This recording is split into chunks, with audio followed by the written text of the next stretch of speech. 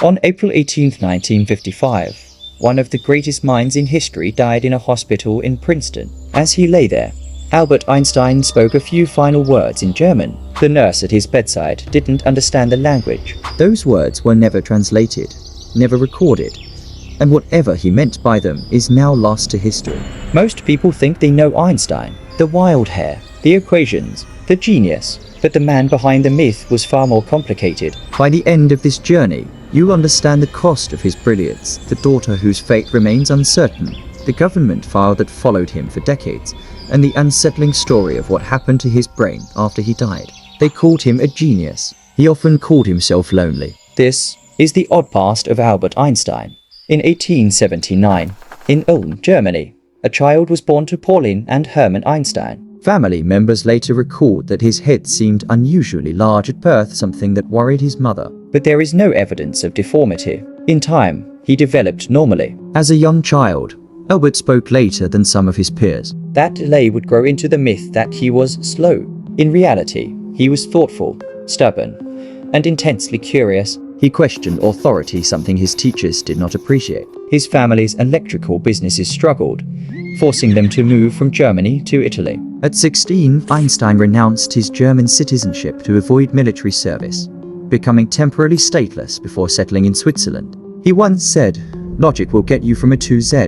Imagination will get you everywhere." He was about to prove it. In 1896, Einstein enrolled at the Swiss Federal Polytechnic in Zurich.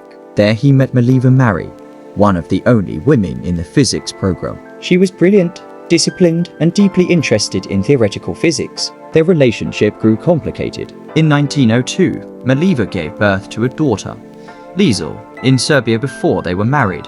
Historians still debate what happened next. Letters suggest the child may have died of scarlet fever in infancy. There is no confirmed record of her later life. The uncertainty remains one of the quiet mysteries of Einstein's early years. Unable to secure a university position, Einstein took a job at the Swiss Patent Office. It wasn't glamorous. He examined technical applications by day and worked on physics in his spare time. Then came 1905, his miracle year. He published 4 groundbreaking papers. One explained the photoelectric effect, another confirmed the existence of atoms, and one introduced the equation E equals mc. The patent clerk changed physics forever. In 1933, as Adolf Hitler rose to power in Germany, Einstein, a Jewish scientist, became a target of Nazi propaganda. His work was labeled Jewish physics. There were public threats against him. He left Europe and settled in Princeton, New Jersey. He was a pacifist by conviction, but history forced him into a moral dilemma.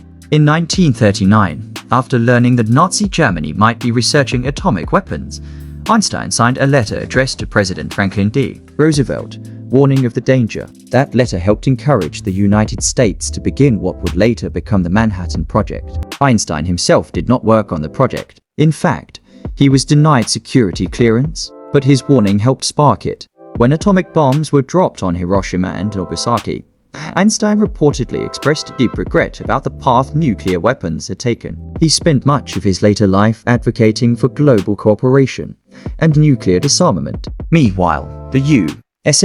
government kept watch. The FBI compiled a file on Einstein that eventually grew to more than 1,000 pages, monitoring his political views and associations. Even geniuses are not free from suspicion. April 18, 1955. Einstein suffered an abdominal aortic aneurysm. He refused surgery, reportedly saying he wished to go when I want and that it was tasteless to prolong life artificially. After his death, pathologist Thomas Stoltz Harvey removed Einstein's brain during the autopsy without prior permission from his family. Later, he obtained consent from Einstein's son to retain it for scientific study. Harvey preserved the brain, dividing it into sections for research. For decades, pieces were stored in jars and boxes while scientists searched for physical clues to genius. Studies suggested some unusual structural features, but no single secret of brilliance was ever found. The mystery wasn't in the tissue, it was in the life. Einstein's personal world was not free of tragedy. His son Eduard struggled with schizophrenia and spent much of his life in psychiatric care in Switzerland. Einstein and Eduard saw each other rarely after the 1930s. Brilliance did not shield him from sorrow. Einstein once wrote, "I live in that solitude which is painful in youth, but delicious in the years of maturity." He reshaped our understanding of space and time. Yet he died still searching for a unified theory, a single framework that could explain the forces of the universe. He never found it. We remember the genius, but the real Einstein was a stateless teenager, a struggling patent clerk, a refugee, a father marked by distance and loss, and a man who wrestled with the consequences of his influence. His brain was studied because we wanted to understand how he thought. Maybe the deeper question is how he carried the weight of what he knew.